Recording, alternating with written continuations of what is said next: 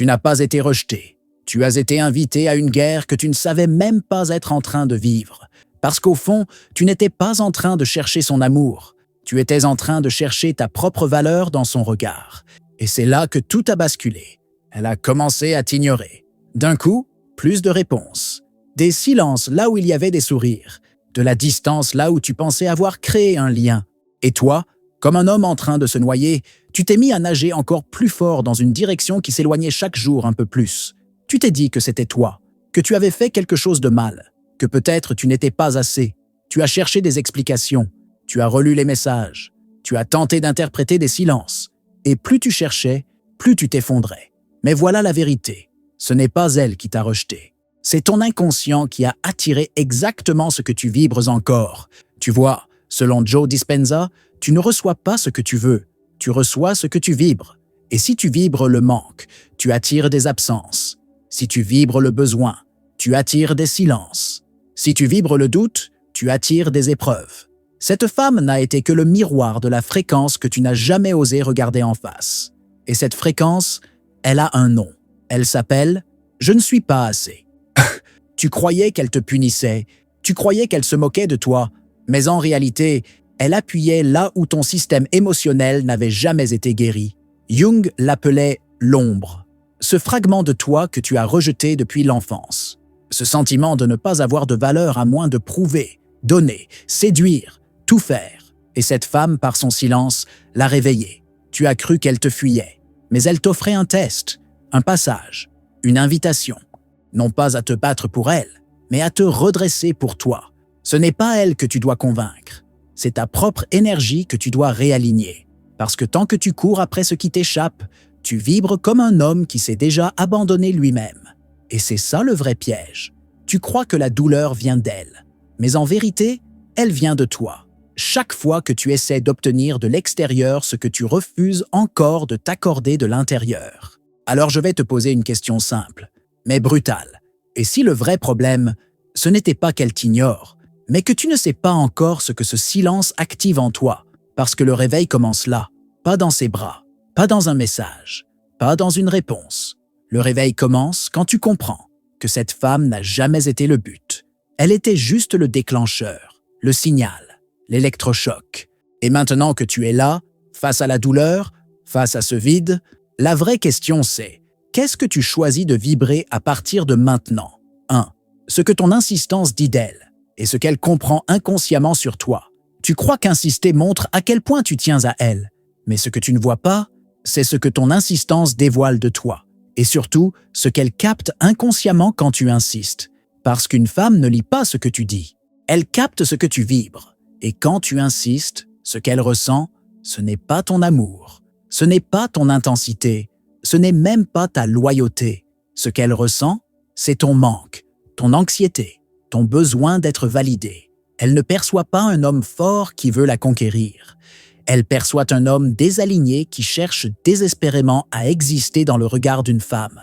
Et dans son cerveau émotionnel, un homme qui cherche à être choisi n'est jamais celui qu'elle veut choisir. Joe Dispenza dit une chose essentielle. Tu attires ce que tu aimais émotionnellement, pas ce que tu déclares vouloir. Et ce que tu aimais quand tu cours derrière elle, c'est une fréquence de manque. Une vibration de « je ne mérite pas d'être choisi, alors je vais compenser ». Tu ne le vois pas, mais ton insistance, elle l'analyse, elle le ressent, et ce qu'elle comprend à travers ton comportement, c'est que tu ne sais pas encore qui tu es, que tu doutes encore de ta valeur. Et elle, à cet instant précis, cesse de te percevoir comme un homme. Elle te perçoit comme un enfant égaré, perdu dans le besoin, prisonnier d'un schéma. Tu ne l'attires pas, tu la préviens. Tu la préviens que si elle t'ouvre la porte, tu vas t'y engouffrer sans centre, sans axe, sans cadre. Tu vas tout donner, trop vite, trop fort. Tu vas fusionner, t'oublier, te consumer. Et aucune femme n'est attirée par ça, parce que ça ne respire pas la puissance, ça respire la perte. Et là, elle s'éloigne, pas parce qu'elle veut te blesser, pas parce qu'elle est cruelle, mais parce que quelque part en elle, quelque chose comprend que tu ne te tiens pas encore debout. Et toi, au lieu de t'arrêter, tu doubles la mise, tu reviens, tu expliques, tu cherches à te justifier, tu veux qu'elle voie ce que tu ressens, tu veux qu'elle comprenne que tu es sincère, Mais tu ignores une chose capitale. Plus tu rends évident ton besoin, plus elle rejette ce que tu exposes. Poursuivre une femme, c'est comme arroser une fleur qui a déjà choisi de faner. Tu crois que tu l'as fait grandir, mais elle n'a jamais voulu que tu sois son soleil. Et c'est là que la bascule se fait, parce que ce que tu dois nourrir, ce n'est pas son attention, c'est ta présence. Ce que tu dois cultiver, ce n'est pas son retour, c'est ton énergie. Ce que tu dois prouver, ce n'est pas ta valeur pour elle, c'est ta stabilité face à toi-même. L'homme magnétique n'insiste pas, il rayonne.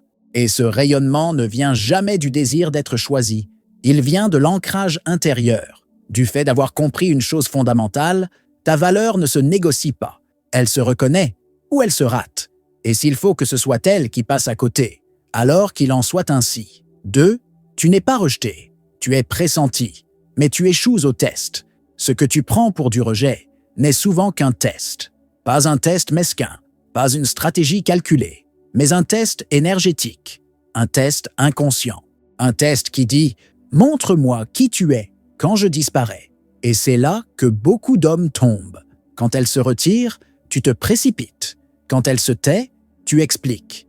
Quand elle devient distante, tu doubles ton intensité. Mais ce que tu ne vois pas, c'est qu'elle ne cherche pas une réponse. Elle cherche un homme qui ne perd pas son axe. Dans la dynamique féminine inconsciente, il existe ce que les psychologues relationnels appellent le test du vide. Elle se retire pour voir ce que ton silence révèle. Elle se tait pour observer ta structure intérieure. Elle s'efface pour mesurer ton niveau d'autorégulation émotionnelle. Et toi, sans le savoir, tu échoues. Pas parce que tu es faible, mais parce que tu n'as pas encore appris à rester debout quand l'autre s'éloigne. Chaque fois que tu réagis avec anxiété à son absence, tu ne fais pas que répondre à son silence. Tu lui montres que ton système émotionnel dépend du sien, que ton axe dépend de sa présence, que ton sentiment d'être digne dépend de son attention. Et à cet instant, tu n'es plus un homme, tu es une fréquence flottante. Joe Dispenza explique que le vide est une opportunité. C'est dans le vide que tu peux reprogrammer ton esprit, recréer ton énergie, redéfinir qui tu es. Mais toi, au lieu d'entrer dans ce vide avec maîtrise, tu fuis, tu combles, tu te précipites et tu t'étonnes qu'elle ne ressente plus rien. Mais comment une femme pourrait-elle désirer un homme qui se perd dès qu'elle n'est plus là? Le désir ne naît pas dans la fusion, il naît dans la tension. Et cette tension, ce n'est pas du drame, c'est du mystère, de la densité, de la rareté. C'est la capacité à rester debout, silencieux, centré, même quand elle teste ta capacité à ne pas t'effondrer, parce qu'un roi ne supplie pas. Il ne court pas après ce qui s'éloigne. Il ne mendie pas une reconnaissance. Il existe. Et parce qu'il existe, l'invisible s'aligne. Quand elle disparaît, elle ne t'efface pas. Elle regarde si tu vas t'effacer toi-même. Et quand tu ne comprends pas ça, tu luttes contre le mauvais ennemi. Tu crois que c'est elle que tu dois convaincre. Mais en réalité, c'est ton propre vide intérieur que tu dois apprendre à contenir. Ce que tu ressens comme rejet est peut-être l'épreuve initiatique que ton énergie masculine attendait depuis des années. Et si tu la passes, quelque chose en toi va changer. Définitivement. 3. Le désir vrai n'est jamais dans la présence, mais dans l'absence bien placée. Tu as cru qu'en étant toujours là, elle finirait par te choisir. Tu t'es dit qu'en montrant ton dévouement, ta constance, ta loyauté, elle verrait ta valeur. Tu croyais qu'en multipliant les gestes, les attentions, les présences, tu allais déclencher en elle quelque chose de vrai. Mais ce que tu ne savais pas, c'est que plus tu étais là, moins elle pouvait te désirer. Parce que le désir ne naît jamais de ce qui est acquis. Il naît de ce qui trouble, de ce qui échappe, de ce qui laisse un vide à remplir. Et si elle ne pense pas à toi, c'est peut-être parce que tu es devenu trop prévisible, trop disponible, trop explicable. Joe Dispenza dit « Là où va ton attention, va ton énergie. » Et ce que tu as fait, sans t'en rendre compte, c'est que tu l'as mise au centre de ton système nerveux. Tu as programmé ton cerveau pour qu'il associe son retour à ta paix. Tu as codé ton inconscient pour que ton équilibre dépende de ses messages, de ses réponses, de ses gestes. Et dès cet instant, tu lui as donné le contrôle de ton système émotionnel. Et elle l'a senti. Elle a senti que tu avais déplacé ton pouvoir personnel à l'extérieur, que tu avais fait d'elle le centre de ton monde. Et même si elle ne l'a pas formulé consciemment, une part d'elle a commencé à se fermer. Parce qu'une femme ne veut pas être ton oxygène, elle veut respirer ton mystère. Et ce mystère ne peut exister que dans l'absence. Mais pas une absence de fuite ou de stratégie, une absence chargée, une absence habitée, une absence qui parle de présence intérieure, une distance qui ne cherche pas à blesser, mais à rééquilibrer. Tu veux qu'elle pense à toi? Crée le silence. Pas un silence agressif, pas un silence de punition, un silence souverain, un silence qui dit « Je suis là, mais je n'ai pas besoin de courir, je suis présent, même quand je ne suis pas visible ». C'est dans cette absence que son système émotionnel commence à s'agiter. C'est dans ce flou que son mental cherche à te comprendre.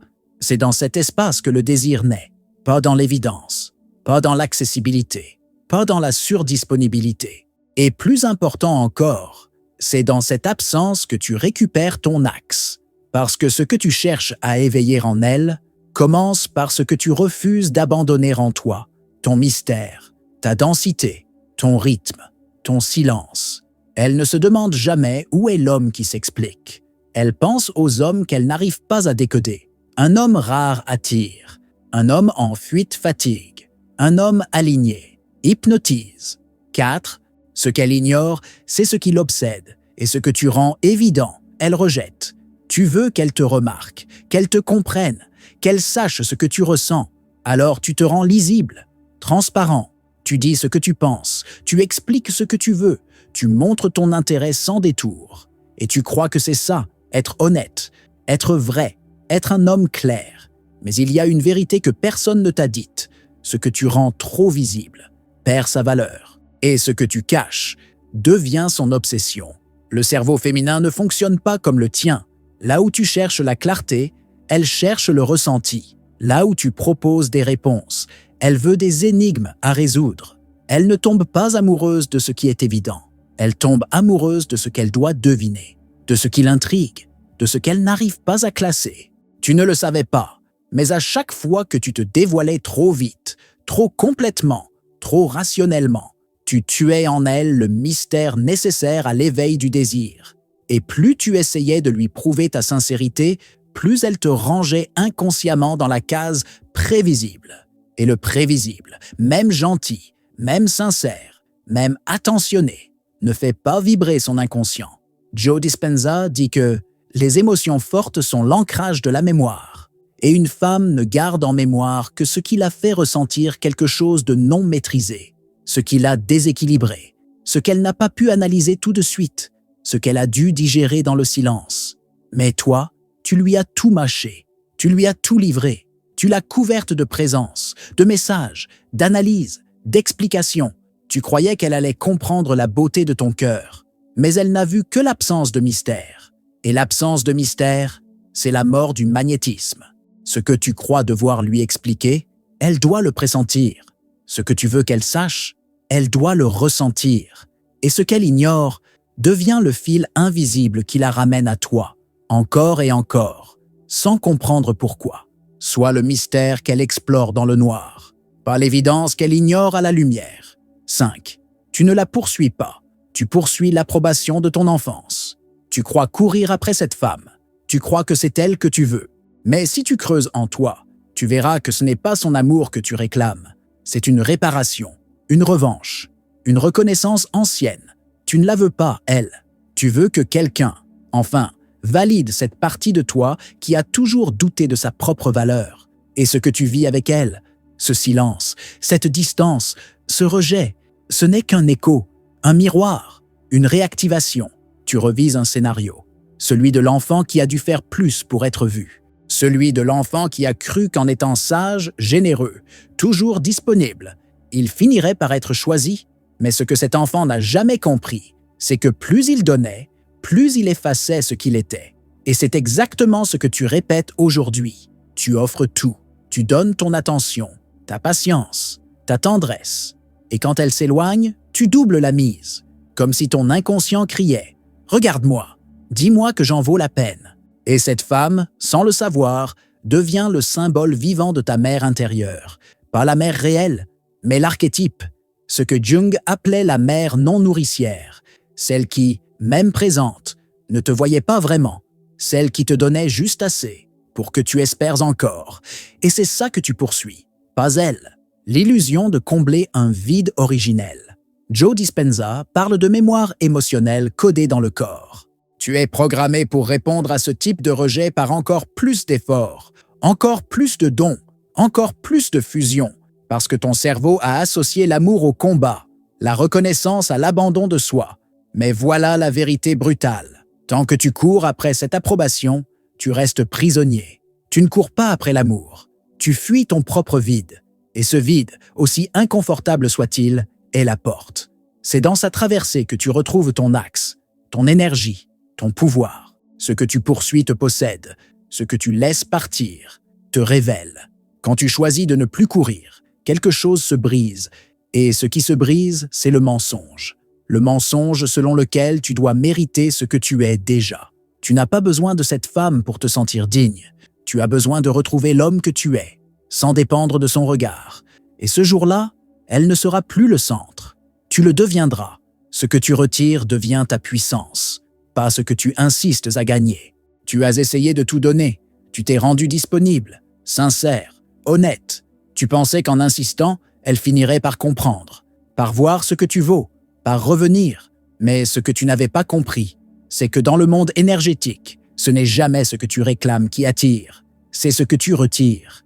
C'est ce que tu retires qui crée le manque. C'est ce que tu retires qui force l'autre à regarder ce qu'il a perdu. C'est ce que tu retires qui t'élève. Joe Dispenza enseigne que l'énergie ne mange jamais. Elle attire ce qu'elle est. Et ce que tu es quand tu t'effaces sans peur, ce que tu vibres quand tu retires ton énergie avec lucidité, ce n'est pas de la colère, ce n'est pas du mépris, c'est une reprogrammation, une absence émotionnelle bien calibrée. Ce n'est pas du silence passif, c'est une fréquence de réinitialisation. C'est un retour à toi, c'est une reconquête de ton pouvoir. Parce qu'à ce moment précis, tu n'essaies plus d'être aimé, tu choisis de redevenir magnétique. Et c'est là que tout change. Quand tu arrêtes de poursuivre, tu redeviens l'homme qu'on cherche à atteindre. Quand tu cesses de prouver, tu redeviens celui dont la présence parle plus fort que tous les discours. Quand tu choisis de ne plus mendier, tu redeviens l'axe, l'aimant, la fréquence. Et ce silence que tu offres n'est pas un vide, c'est un royaume, c'est une déclaration silencieuse. C'est une affirmation non verbale. Je ne suis plus celui qui attend, je suis celui qui se tient. Tu ne fuis pas l'amour, tu refuses le déséquilibre, tu n'abandonnes pas, tu transcendes. Et dans ce choix, tu n'es plus seulement un homme, tu deviens un roi. Ce que tu laisses partir te définit. Ce que tu choisis de ne plus poursuivre commence à te courir après.